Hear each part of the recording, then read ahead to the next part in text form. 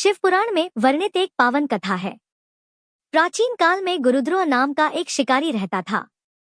वह अत्यंत कठोर हृदय और हिंसक स्वभाव का था। जीव हत्या ही उसका व्यवसाय था और उसी से वह अपने परिवार का पालन पोषण करता था। उसे धर्म, पूजा या व्रत आदि का कोई ज्ञान नहीं था। एक बार फाल्गुन मास की कृष्ण चतुर्दशी अर्थात महाशिवरात्रि के दिन वह प्रातःकाल ही शिकार की खोज में वन में गया। उसने दिन भर बहुत प्रयास किया, परंतु उसे कोई भी पशु दिखाई नहीं दिया। सूर्य अस्त हो गया और वह भूख प्यास से व्याकुल हो उठा। परिवार की चिंता उसे सताने लगी। रात्रि में उसने सोचा कि किसी जलाशय के पास बैठने से कोई पशु अवश्य आएगा। इस विचार से वह एक सरोवर के समीप स्थित बिल्व वृक्ष पर चढ़ गया और वही जल साथ लेकर बैठ गया ताकि ऊपर से शिकार कर सके। उसे यह ज्ञात नहीं था कि उस बिल्व वृक्ष के नीचे एक शिवलिंग स्थापित है।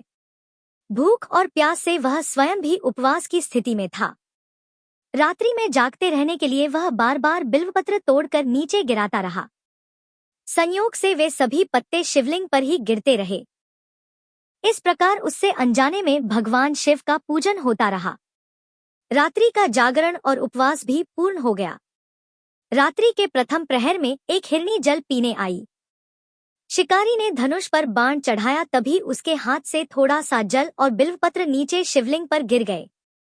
तभी हिरनी ने करुण स्वर में कहा कि मेरे बच्चों को अपनी बहन को अथवा स्वामी को सौंप कर लौट आऊंगी। उसकी प्रार्थना सुनकर शिकारी का हृदय कुछ पिघला और उसने उसे जाने दिया। द्वितीय प्रहर में दूसरी हिरनी आई। उसने भी अपने बच्चों से मिलकर लौटने की विनती की। शिकारी ने उसे भी जाने दिया। तृतीय प्रहर में एक हिरण आया। उसने भी अपनी पत्नी और बच्चों को सौंपकर लौटने का वचन दिया। गुरुद्रोह ने उसे भी छोड़ दिया। इस प्रकार पूरी रात्रि बीत गई। बार बार बिल्वपत्र अर्पित होते रहे और उसका मन धीरे धीरे कोमल होता गया। प्रातःकाल जब वे सभी हिरण अपने वचन के अनुसार लौट आए, तब शिकारी के हृदय में पूर्ण परिवर्तन हो चुका था। उसने अपने धनुष बाण त्याग दिए और किसी को न मारने का संकल्प लिया। भगवान शिव उसकी इस अनजानी भक्ति, उपवास, जागरण और दया भाव से अत्यंत प्रसन्न हुए।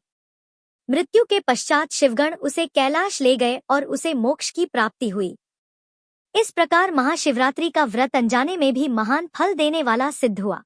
और अच्छी वीडियो को देखने के लिए लाइक सब्सक्राइब करें वीडियो फॉर फन।